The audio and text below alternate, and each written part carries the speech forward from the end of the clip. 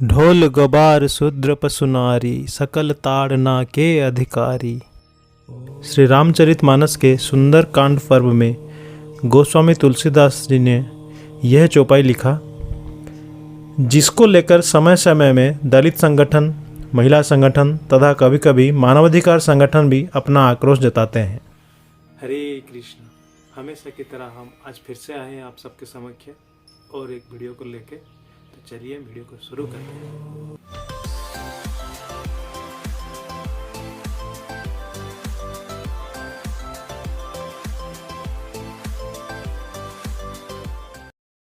यह सब जानने से पहले आइए जानते हैं समाज में वर्ण व्यवस्था के बारे में। वर्ण व्यवस्था क्या है? इस बारे में लोगों में बहुत सी भ्रांतियां हैं। लोग वेद, रामायण, गीता और मनुस्मृति का नाम लेकर आद्य सनातन धर्म में प्रचलित वर्ण व्यवस्था को कुप्रथा तथा समाज को बांटने वाले और छोटे वर्ण वालों पर अत्याचार का साधन बताते हैं। लेकिन मैं यहाँ पर यह बताना चाहूँगा कि जो लोग भी ऐसे विचार रखते हैं उन्होंने इन ग्रंथों का स्वाध्याय सही ढंग से नहीं किया होगा। अतः इन विपरीत विचार परिस्थितियों में हम भगवान श्री कृष्ण के मुखारविंद से निकला गीता अमृत का आश्रय लेंगे और उसमें जो कहा गया है आइए श्रवण करते हैं। भगवत गीता के 4th अध्याय के 13वें श्लोक में ये कहा गया है, चातुर्वर्ण्यम मया सृष्टम गुण कर्म विभागशः तस्य कर्तारम अपि माम विद्य कर्तारम अव्ययम। अर्थात मनुष्यों के गुणों और कर्मों के अनुसार मेरे द्वारा 4 वर्णों की रचना की गई है। यद्यपि मैं इस व्यवस्था का सृष्टा हूँ, किंतु तुम मुझे अकर्ता और अविनाशी मानो। पुनश्च भगवान श्री कृष्ण ने गीता के 18वें अध्याय के 41वां श्लोक में ये कहा है, ब्राह्मण क्षत्रिय विंश शूद्राणां च परंतप कर्माणि प्रविभक्तानि स्वभाव प्रभावैर्गुणैः। अर्थात हे परंतप, ब्राह्मण, क्षत्रिय, वैश्य और शूद्र के कर्म स्वभाव से उत्पन्न गुणों के अनुसार विभक्त किए गए हैं, यानी जिसका जैसा कर्म और स्वभाव है उसी के अनुसार उसका वर्ण निर्धारित होगा।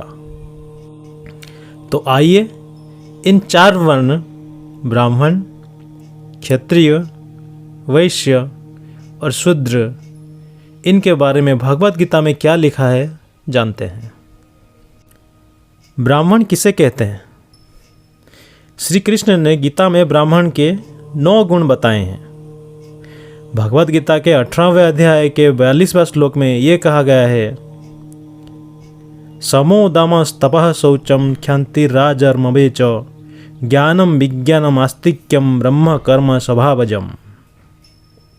अर्थात सम, दम, तप, शौच, क्षांति, आर्जव, ज्ञान, विज्ञान और आस्तिक्य, ये सब ब्राह्मण के स्वाभाविक कर्म हैं। आज के समय में जितने भी लोग अपने आप को ब्राह्मण कहते हैं उन्हें यह विचार करना चाहिए कि क्या उनमें ये 9 गुण हैं। क्षत्रिय किसे कहते हैं? शौर्यम तेजो धुतर्वाक्यम युद्धे चाप्य पलायनम दानम ईश्वर भावंश्च जात्रम कर्म स्वभावजम। यह श्लोक भगवत गीता के 18वें अध्याय के 43वां श्लोक है। इसका अर्थात ये है, शौर्य, तेज, धृति, दक्षता, युद्ध से पलायन ना करना, जान और ईश्वर भाव से, यह सब क्षत्रिय के स्वाभाविक कर्म हैं। वैश्य और शूद्र किसे कहते हैं?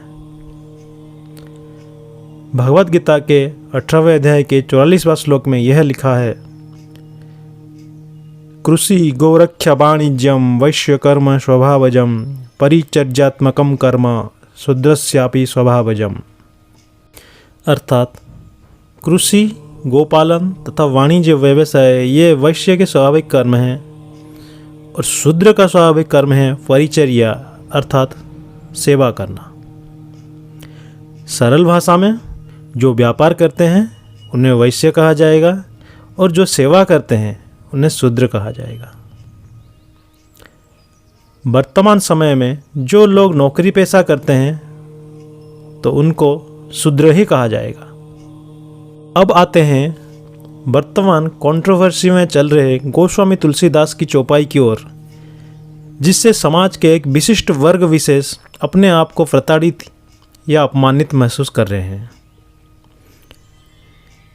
मैं उन सभी वर्ग विशेष उच्च नीच जो भी हो उनसे क्षमा प्रार्थी हूँ। अगर इस दास से अनजाने में कुछ भी त्रुटि हुई है तो मुझे अपना दास समझकर क्षमा प्रदान करें। मैं ना तो कोई वेद शास्त्र का ज्ञाता हूँ, ना इस विषय वस्तु में साहस करके बोल पाने वाला कोई विशिष्ट व्यक्ति हूँ। मेरे परम पूजनीय गुरु तथा भगवान श्री कृष्ण की प्रेरणा से मन में आए विचार से यह विषय में वीडियो बनाने की प्रेरणा हेतु आप सबके समक्ष उपस्थित हुआ हूँ।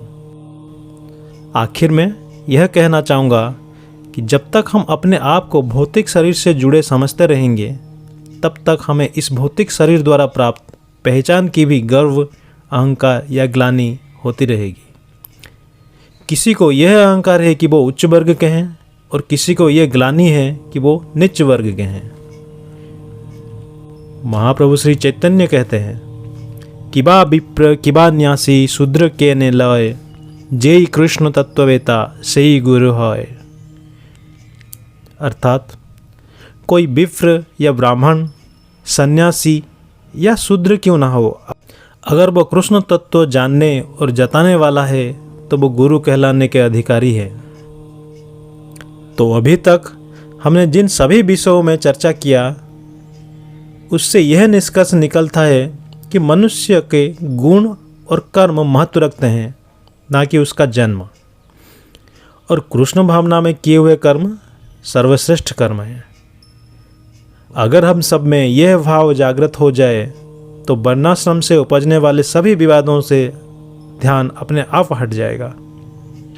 तब हम गोस्वामी तुलसीदास जी के चौपाई से विवाद के बजाय उनके भगवान श्री राम के प्रति, माता सीता के प्रति भक्ति भाव का दर्शन कर सकेंगे। धन्यवाद। जय सिया राम। कृपा करके जो भी पहली बार हमारे चैनल में आए हैं तो सब्सक्राइब कर लीजिए।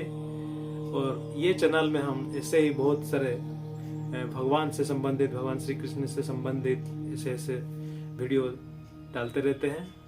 तो वहाँ पर लाइक, शेयर और कमेंट करना ना भूलें। तो आज के वीडियो में बस इतना ही। मिलते हैं और एक ऐसे ही इन्फॉर्मेटिव वीडियो के साथ। तब तक के लिए जय श्री कृष्ण।